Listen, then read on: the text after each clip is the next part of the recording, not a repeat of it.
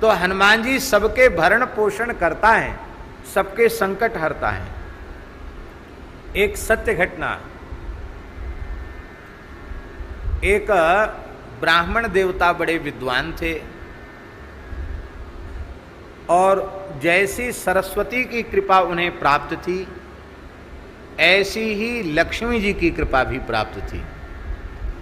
माने विद्वान भी थे और श्रीमान भी थे, धनवान भी थे। पंडित जी कहीं गए हुए थे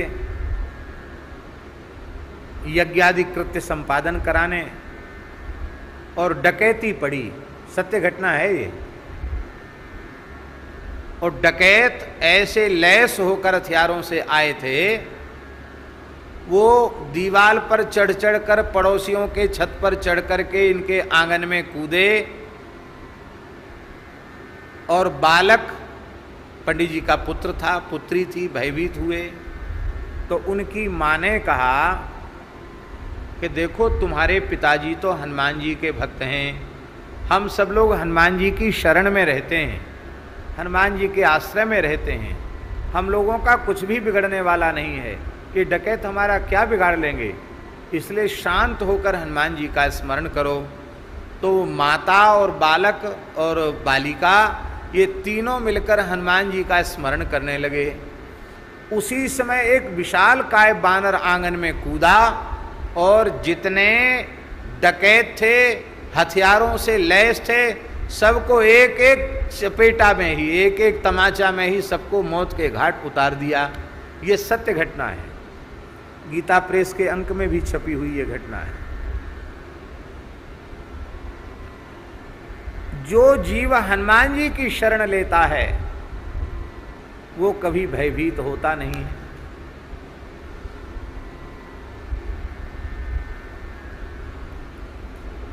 मर्यादा के कारण मैं नाम नहीं ले रहा हूं। एक अपने ठाकुर जी के समर्पित भक्त हैं, गो सेवा में बड़ी अच्छी निष्ठा है। उधर उड़ीसा तरफ कहीं उनका काम कारोबार था, तो नक्सल से प्रभावित क्षेत्र है, नक्सली। और नक्सली कितने उग्र होते हैं, फौज को ख़त्म कर दें, सैनिकों को ख़त्म कर दें, सिपाहियों को ख़त्म कर दें। और वे नक्सली आ गए जान से मारने के लिए। और नक्सलियों का सरदार जो मुखिया था, कमांडो कहते, क्या कहते हैं, कमांडर, वो नक्सलियों का कमांडर इनके पास ऑफिस में आया। अब ये सालासर बालाजी हनुमान जी के भगत, लोग तो सब थरथर कांप रहे थे ऑफिस में, और इन्होंने सालासर बालाजी का स्मरण किया, बालाजी। और बालाजी ने ऐसी कृपा की कि एक क्षण में उनके शरीर में इतना जोर का आवेश आया, वो तो हथियारों से लैस था, वो सब चारों ओर से घिरे हुए थे, वो एक थप्पड़ मारा उसको। कोई सामान्य गहरे शरीर का वैश्य और इतने बड़े नक्सलियों के कमांडर को थप्पड़ मारे, उसका परिणाम क्या होगा आप सोच सकते हो। लेकिन जब वो थप्पड़ उसको लगा तो वो ऑफिस के बाहर नहीं, बाउंड्री के बाहर गिरा। अब ये चमत्कारिक घटना थी। थप्पड़ से आदमी, अब हम यहाँ किसी, हम तो भगवान की दया से मारने पीटने का स्वभाव नहीं है, लेकिन कथनचित हम किसी को थप्पड़ मारें और वो थप्पड़ खा के वो हॉल के बाहर गिरे, तो हमें भी आश्चर्य तो होगा कि इतनी ताकत इस हाथ में कहाँ से आ गई कि ये व्यक्ति यहाँ से उछल के वहाँ चला गया। वो महाराज गिरा उतनी दूर जाकर, कई हाथ दूर जाकर के गिरा और गिरकर वहाँ से भागा। और जब वो कमांडर भागा तो उसके जितने लोग लैस थे वो सब भागे, पता नहीं क्या आफत आई, वो सब भागे और जे गए कि वो गए। ये क्या मनुष्य की शक्ति थी? ये केवल और केवल सालासर बालाजी का स्मरण किया और सालासर के बालाजी ने एक नजर कर दी तो एक सामान्य मनुष्य में वैश्य में इतनी शक्ति आ गई कि एक थप्पड़ में हनुमान जी ने सबक सिखा दिया।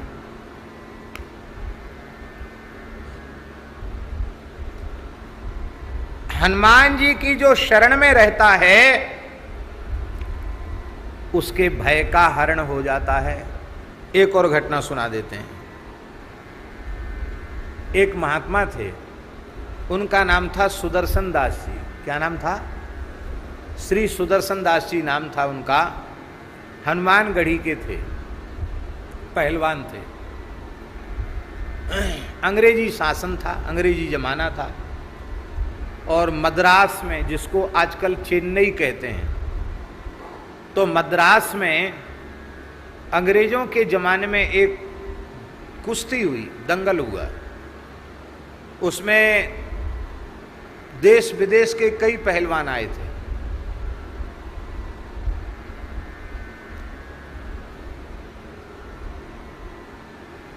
अब यहाँ के तो कोई पहलवान हाथ मिलाने में ही समर्थ नहीं थे।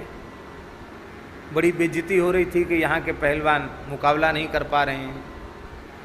तो सुदर्शन दास जी नए नए महात्मा थे, अभी हनुमानगढ़ी में पहलवानी करते थे वो। तो उन्होंने देखा है भाई हमारे देश की तो बड़ी बेइज्जती हो रही है। और जो विदेशी पहलवान था ना, उसने ऐसे अपना एक कपड़ा फहराया और उसने कहा कि अब कोई नहीं दूसरा, किसी में हिम्मत हो तो आ जाए। तो उन्होंने मन में सोचा कि अरे हम तो हनुमान जी की ध्वजा के नीचे अयोध्या में हनुमानगढ़ी में रहते हैं, हम हनुमान जी के सैनिक हैं। हनुमान जी के सैनिक के सामने कौन माई का लाल ताल ठोक सकता है। तो तुरंत वो थे जैसे अपने लक्ष्मण जी महाराज है ना, लक्ष्मण राम जी महाराज, ऐसी अवस्था रही होगी उनकी। उन्होंने तुरंत अपना अचला फेंक दिया खोल के, वो खाली लंगोटा में ताल ठोक के कूद गए। अब सबको बड़ा आश्चर्य कि ये बाबा जी कहाँ से आ गया। कूद गए महाराज, और कूद कर उन्होंने गर्जना की कि हाँ हमसे लड़ो। तो उनको अवसर दिया गया। शरीर तो गठा हुआ था ही। उन्होंने किया क्या कि जैसे ही कुश्ती शुरू हुई तो तुरंत उन्होंने हनुमानगढ़ी के हनुमान जी का ध्यान किया, हनुमान जी के शिखर का, ध्वजा का ध्यान किया और कहा हनुमान जी यदि हम मारे गए ना तो हम तो मरेंगे ही, कोई बात नहीं, पर नाक आपकी कटेगी, क्योंकि हम आपकी ध्वजा के नीचे रहते हैं। आप अपनी इज्जत बचाइए, हमारी इज्जत तो क्या, हम तो सामान्य मनुष्य हैं। बस इतनी हनुमान जी से प्रार्थना उन्होंने की। और उस विश्व विजयी पहलवान को, मैं नाम भूला हूँ, कोई अंग्रेजी नाम था उसका, उस पहलवान को उन्होंने एक ही दाव में चारों खाने चित्त कर दिया, उनकी विजय हो गई। अंग्रेजों से उनको उपाधि मिली मद्रास चैंपियन। क्या उपाधि मिली उनको? मद्रास चैंपियन, ऐसी उपाधि उनको मिली, मद्रास चैंपियन। और उनको पास था, प्रथम श्रेणी में फ्री यात्रा करने का पास था, अंग्रेजों का बनाया हुआ। और उन मद्रास चैंपियन नागा श्री सुदर्शन दास जी का दर्शन हमने भी किया है। जिनके जीवन की ये घटना, उनका दर्शन हमने किया, क्योंकि हमारे पूज्य महाराज जी से उनकी घनिष्ठ मित्रता थी, बहुत प्रेम था। गढ़ी के ही दोनों साधु, तो वे महाराज जी के पास भी आते थे। महाराज जी उनको खूब सत्कार भी करते थे, बादाम वगैरह भी रखते थे उनके लिए। तो महाराज जी ने कहा कि मद्रास चैंपियन है, इस तरह से। तो हनुमान, तो वो जो पहलवान था, उस पहलवान ने क्या कहा जिसको उन्होंने चित्त किया? बोले ये आदमी है ही नहीं। क्यों? तब क्या है? बोले ये तो चलता फिरता पावर हाउस है। पावर हाउस जानते ना? पावर हाउस पे लिखा रहता है 440 वोल्ट खतरा, और एक खोपड़ी का चिन्ह और 2 हड्डियों का ऐसा चिन्ह बना रहता है। इसका मतलब है इसको छुओगे तो थोड़ी देर में तुम्हारी शकल सूरत ऐसी हो जाएगी। 440 वोल्ट खतरा। तो वो उस विदेशी चैंपियन ने कहा कि इसको छूते ही हमको ऐसा लगा कि जैसे बिजली का करंट लगा हो, और मैं बेहोश हो गया। कहाँ चला गया? बोले ये तो पावर हाउस है।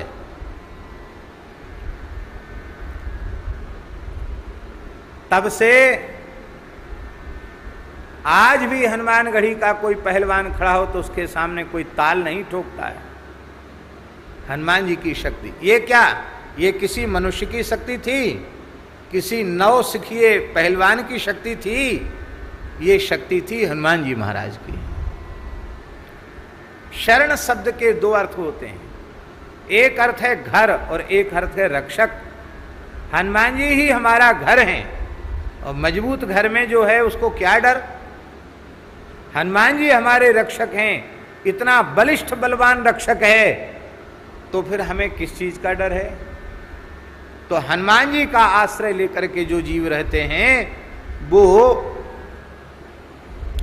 कभी भयभीत नहीं होते हैं। भय हरण, उनके भय का हरण हो जाता है, और वे कभी भूखे नहीं मरते हैं।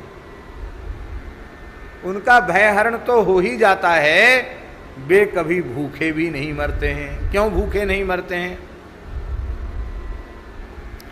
बोले इसलिए भूखे नहीं मरते हैं कि भुवन भरता हनुमान जी के सेवक हैं। ध्यान में आई बात। जो व्यक्ति पूरे भुवन का भरता हो और उसका निजी सेवक भूखा प्यासा रह जाए, ये कैसे संभव है?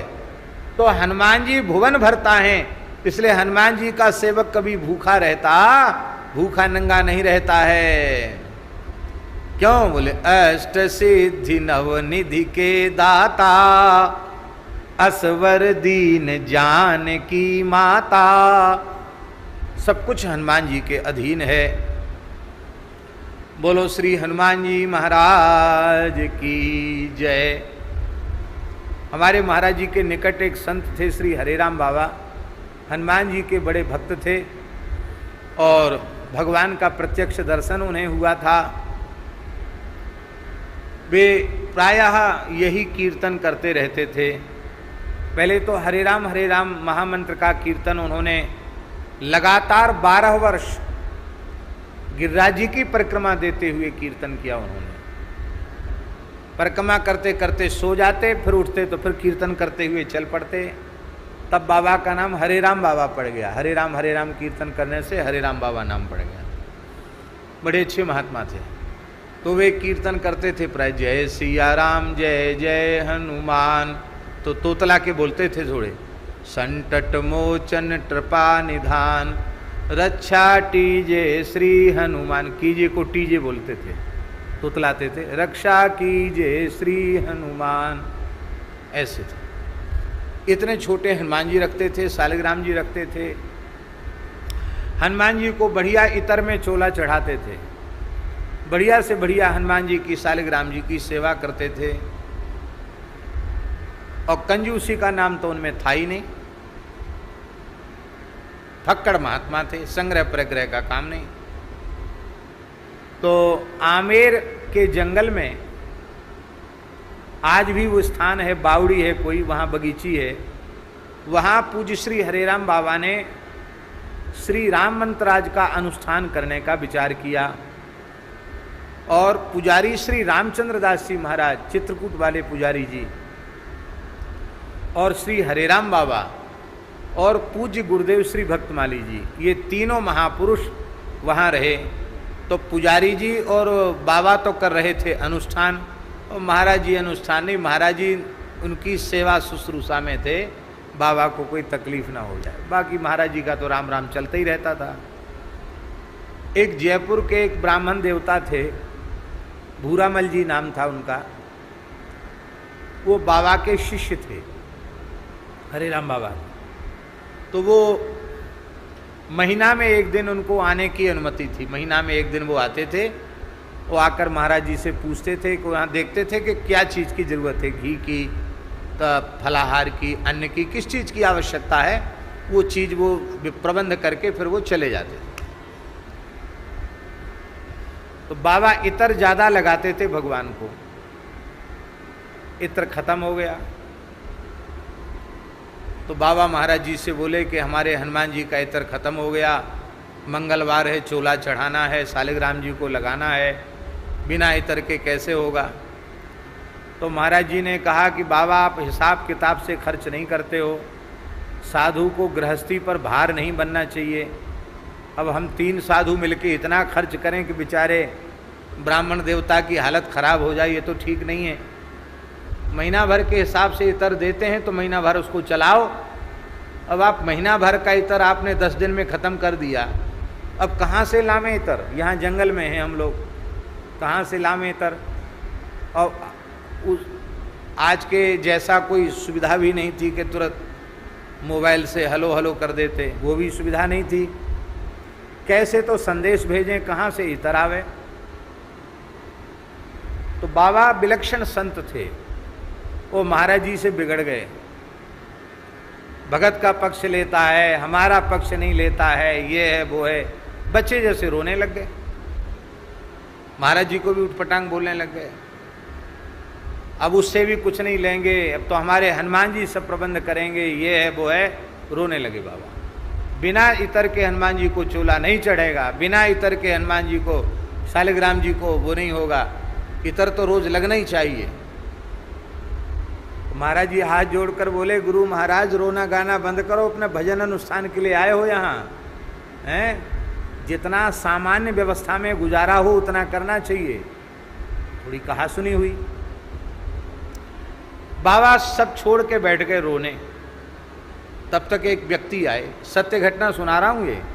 एक व्यक्ति आए, बड़ा विशाल स्वरूप था, शरीर की विशालता तो गोपेश बाबा की जैसी थी, पर लंबाई इनसे कम से कम 2-2.5 हाथ और ऊपर होगी, 2-2.5 हाथ और ऊपर होंगे, इतना विशाल काय पुरुष।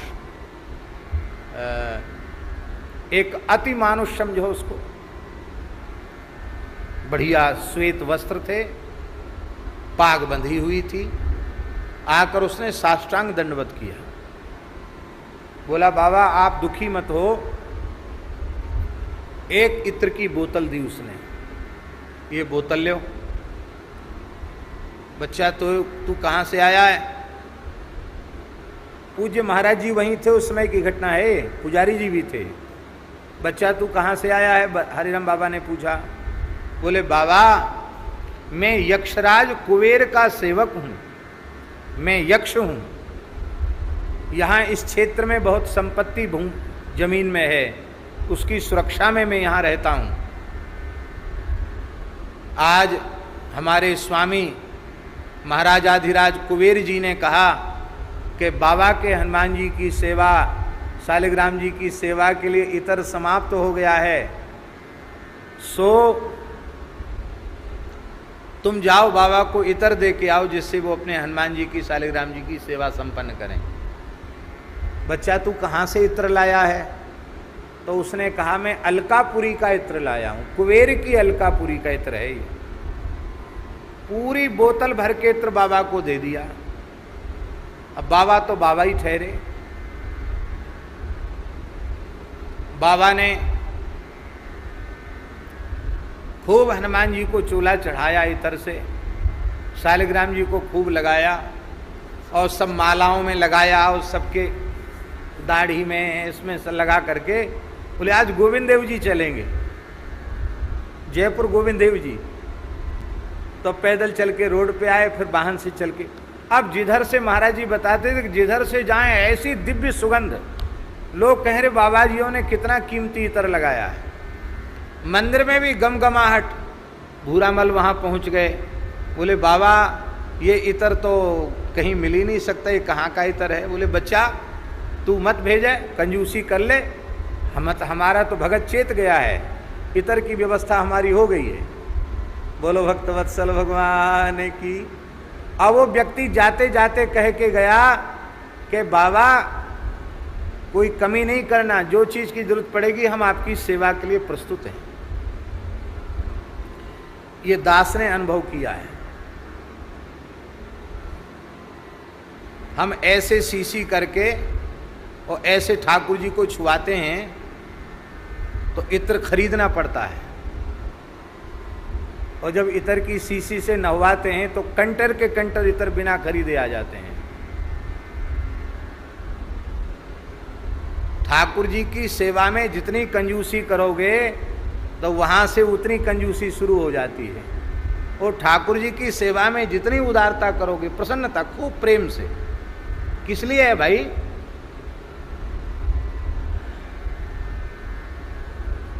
तो इस प्रकार से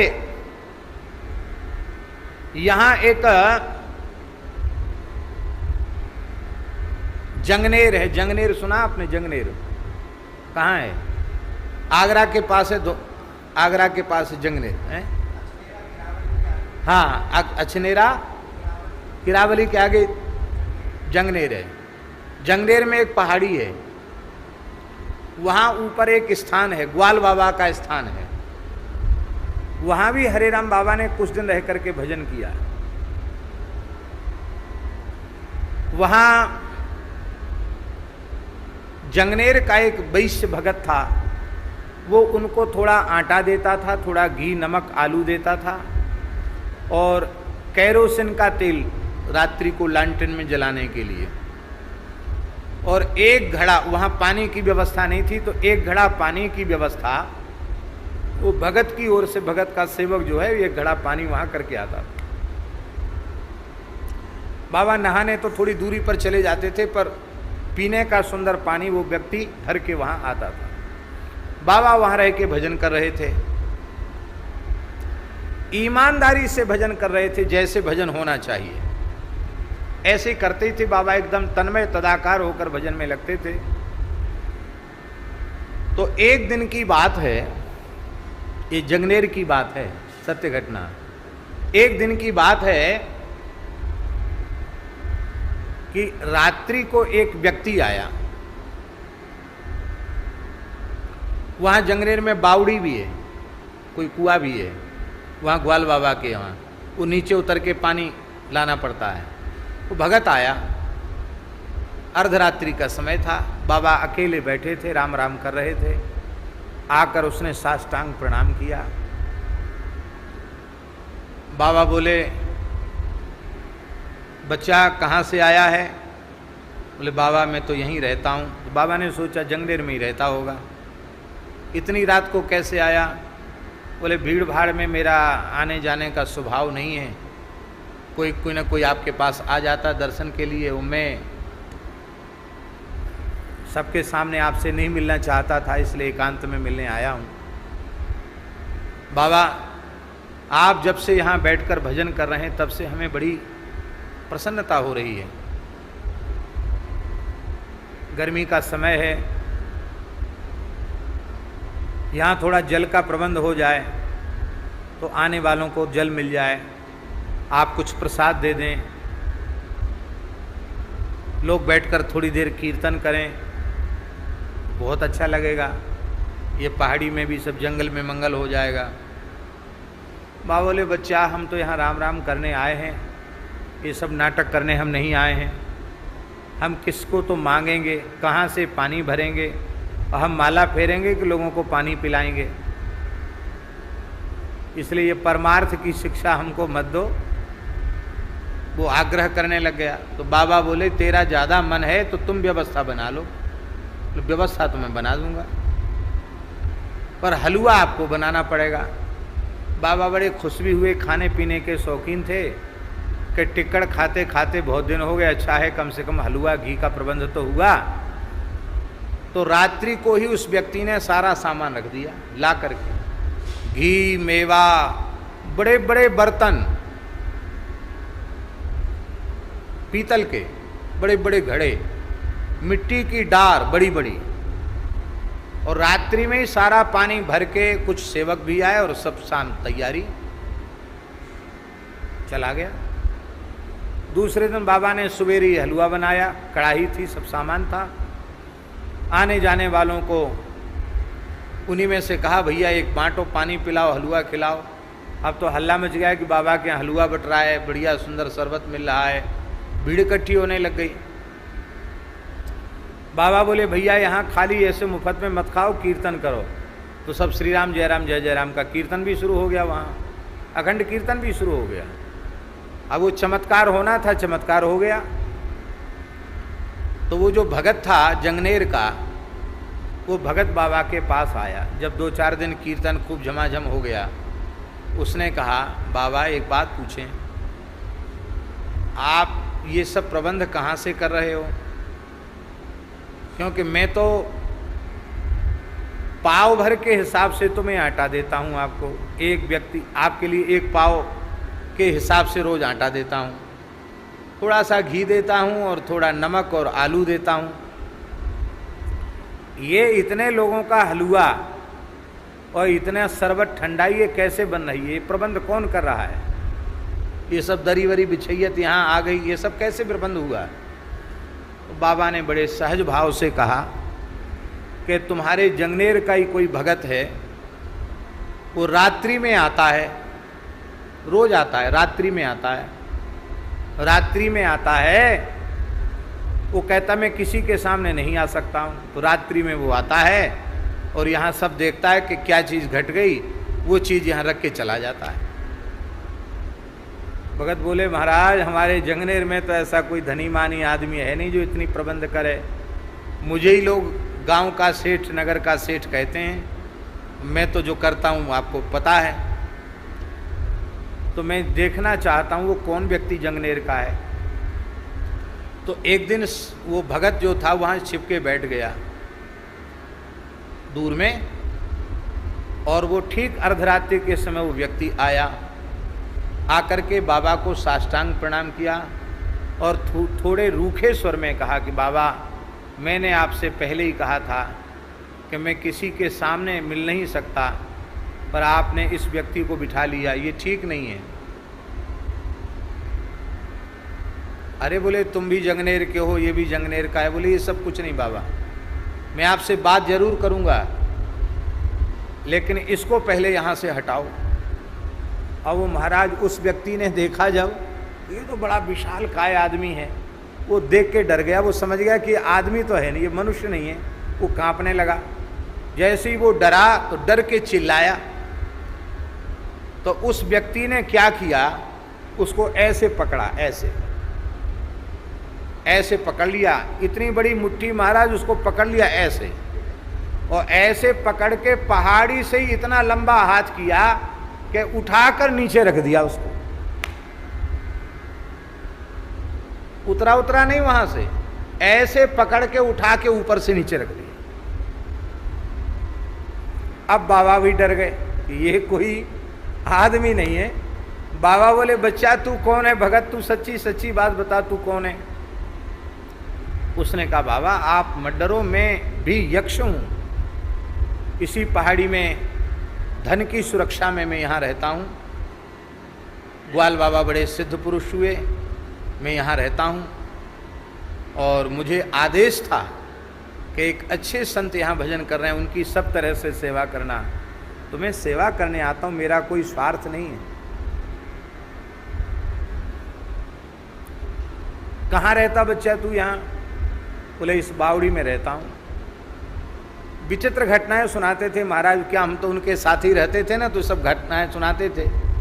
तो बोले बाबा, बोले हमको साथ लेके गया और हमको ऐसे गोद में लिया उसने, बावड़ी में कूद गया। वो बावड़ी में कूद गया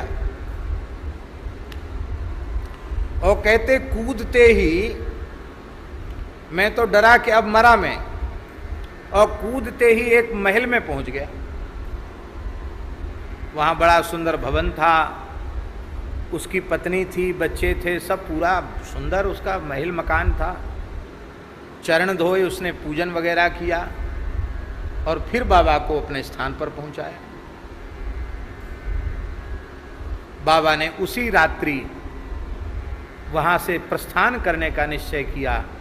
बाबा उतर के जैसे ही पहाड़ी के नीचे आए, फिर वो आ गया। बोले बाबा गलती हो गई क्या हमसे?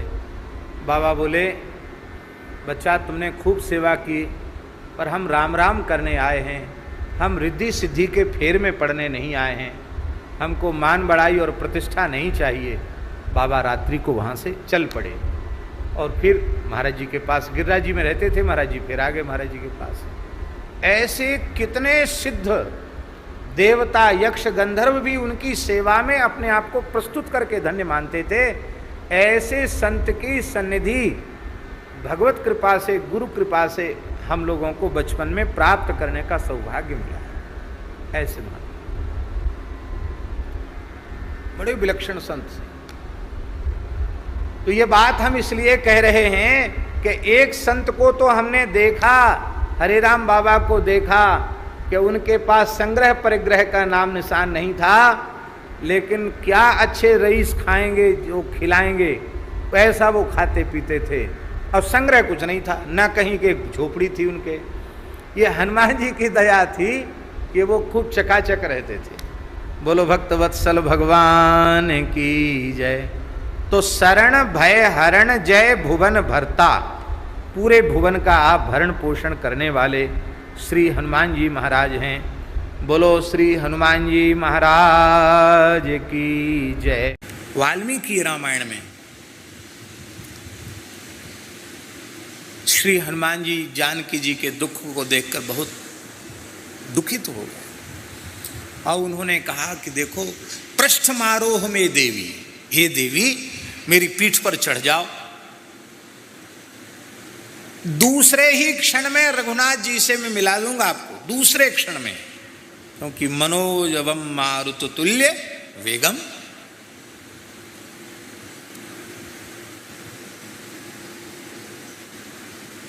हनुमान जी में शक्ति कितनी है।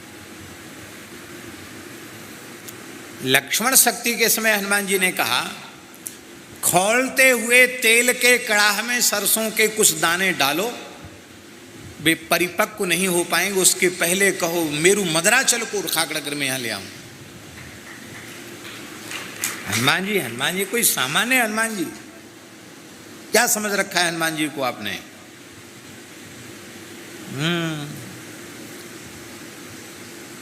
भले ही हम विनोद में ही कह रहे हो, लेकिन मानना राम जी से, भगवान श्याम सुंदर से लोग डरते नहीं हैं। हनुमान जी कहीं बैठ जाएं महाराज सब डरते हैं। जो गाड़ी वाले हैं ना वो भी पों पों कर देते वहाँ। हमने कहा कि पों पों क्यों किया? अरे बोले हनुमान जी का मंदिर ले।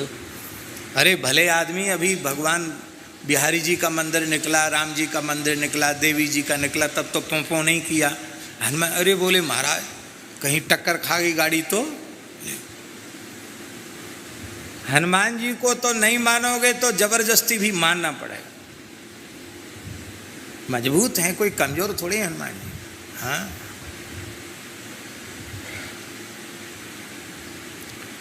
पुराणों में उल्लेख है महाराज जी, 10,000 मत वाले हाथियों का बल इंद्र के एक ऐरावत हाथी में है।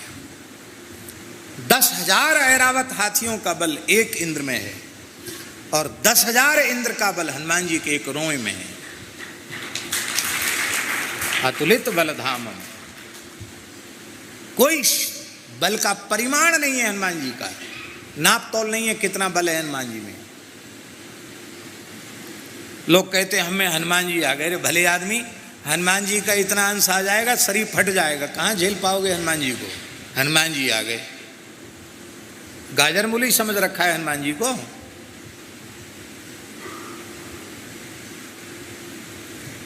हनुमान जी बोले दूसरे ही क्षण में राम जी से मिला दूंगा।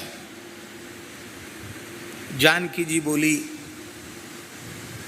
कि तुम हमको पीठ पर ले चलोगे, राक्षसों को पता चल जाएगा, वो सब लड़ने लग जाएंगे, अस्त्र शस्त्र का प्रहार करेंगे, मैं तो क्षत विक्षत होकर नीचे गिर जाऊंगी और तुम्हारा उद्यम व्यर्थ हो जाएगा, तुम अकेले राक्षसों से कैसे लड़ोगे। हनुमान जी हंसने लगे। अरे बोले राक्षसों की चिंता न करो, न रावण सहस्रम में युद्धे प्रतिबलम भवेत। 1000 रावण मुकाबला नहीं कर सकते, राक्षस किस खेत की मूली है। राक्षसों की परवाह मत करो, 1000 रावण भी आ जाएं तो कुछ नहीं बिगाड़ सकते हमारा, मैं अकेले ही पर्याप्त हूं। अब जानकी जी की बात को उन्होंने उत्तर दे दिया। तो जानकी जी ने दूसरा तर्क दिया, बोले तुम वेग से जब उड़ोगे तो भयंकर वायु वेग को मैं कैसे सहन पर कर पाऊंगी, उस वायु वेग से तो मेरे प्राण ही निकल जाएंगे। हनुमान जी बोले उसकी चिंता मत करो, हम संभाल के माता जी आपको ले चलेंगे, आपको वेग का अनुभव नहीं होने देंगे। जानकी जी बोली हम ऊपर से समुद्र की ओर देखेंगे और डर के मारे तो मेरे प्राण निकल जाएंगे, और कहीं किसी राक्षस ने आक्रमण किया, मैं कहीं तुम्हारी पीठ से कूद गई और समुद्र में गिरी तो यादसा मन्नमुत्तमम, जलचरों का भोज्य बन जाऊंगी, फिर तुम्हारा उद्यम व्यर्थ हो जाएगा। राजी नहीं है जानकी जी जाने के लिए। हनुमान जी बोले वो सब जितने प्रश्न है सबका समाधान हमारे पास है। राक्षसों के लिए अकेले मैं पर्याप्त हूँ, रावण के लिए, हजारों रावण के लिए अकेले पर्याप्त हूँ, समुद्र में गिरने नहीं दूंगा, वायु के वेग को लगने नहीं दूंगा, और राम जी से मिला दूंगा। अब क्या बाधा है माता जी?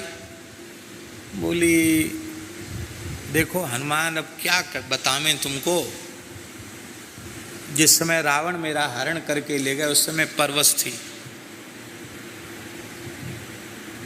भड़ियाई करके ले गया। मानस जी में भड़ियाई शब्द लिखा है, ये भड़ियाई बुंदेली शब्द है।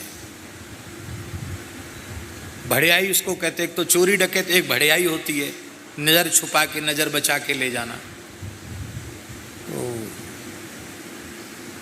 इसलिए तो जानकी जी ने कहा सठ सुने हरि आने मोई, अधम निलज्ज लाज नहीं तोई। तो मैं परवश थी, रावण मुझे उठा के ले आया, पर मैं पतिव्रता हूँ। उस समय तो पराधीन थी, परवश थी, उठाकर रावण ले गया, रथ पर बिठा लिया, लेकिन अब मैं अपनी इच्छा से किसी भी पुरुष शरीर का स्पर्श नहीं कर सकती। हनुमान जी हंसे, बोले ये दुहाई माता जी न दो तो अच्छा है। क्यों? आपने हमको सुत कह दिया, बेटा कह दिया, और मैंने आपको माता कह दिया। अब देखो ध्यान से सुने, सन्यासी का धर्म है कि काष्ठ की बनी हुई स्त्री का भी स्पर्श न करे। सन्यासी माने विरक्त साधु का धर्म है, स्त्री का स्पर्श न करे, स्त्री दर्शन न करे, नजर मिलाकर बातचीत न करे।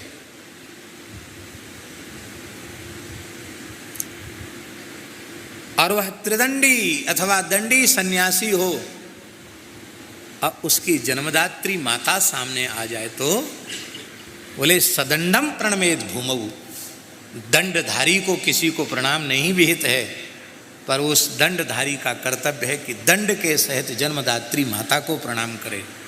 वहाँ सन्यास धर्म नहीं है कि मैया के चरण छुए, या मैया वृद्ध है उसको उठा के बिठा दे, तो अरे स्त्री स्पर्श कर लिया, ये तो बात है। बेटा बूढ़ा हो जाए तो भी मैया की दृष्टि में वो बेटा ही है कि क्या है? बेटा ही तो है, है?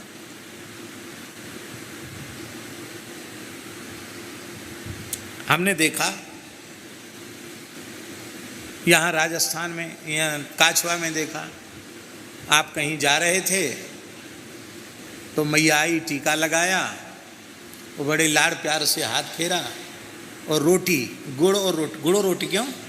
यहाँ परंपरा है ना, थोड़ा गुड़ खिलाना, रोटी खिलाना, तब भेजना। उस दृश्य को मैंने देखा, रामनिवास जी की माँ वो इतनी भावना से मैंने अपने पुत्र को विदाई कर रही थी, देख के हृदय भर आया। माँ हमेशा माँ है, पुत्र हमेशा पुत्र है। रामकृष्ण परमहंस देव जी के वचनामृत में एक बात दास को बहुत प्यारी लगी, बोले चाहे जितना उच्च कोटि का साधक हो, संत हो, मुक्तात्मा हो, उसे जन्मदात्री माता को प्रकृति के रूप में नहीं देखना चाहिए, उसे जन्मदात्री माता को अपने लिए साक्षात जगदम्बा के रूप में देखना चाहिए। मेरे लिए जगदम्बा यही है।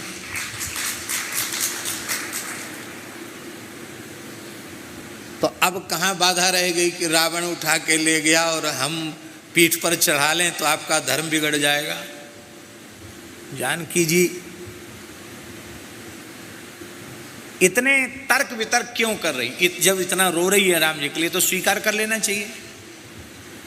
उसका मूल कारण है प्रपत्ति सिद्धांत की, शरणागति धर्म की आचार्य श्री जानकी जी हैं। और ये शरणागति धर्म तो महाराज इतना अधिक दुर्लभ है कि